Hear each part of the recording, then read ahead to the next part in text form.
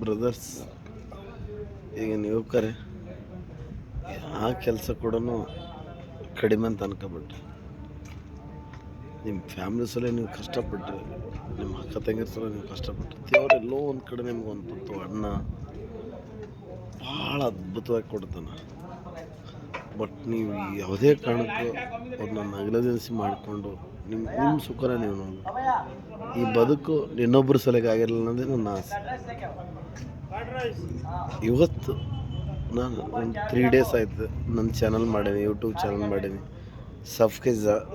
Subscribe ಆಗ್ರಿ ಅಂತ ಹೇಳಕತ್ತೀನಿ ಎಷ್ಟೋ ಜನ.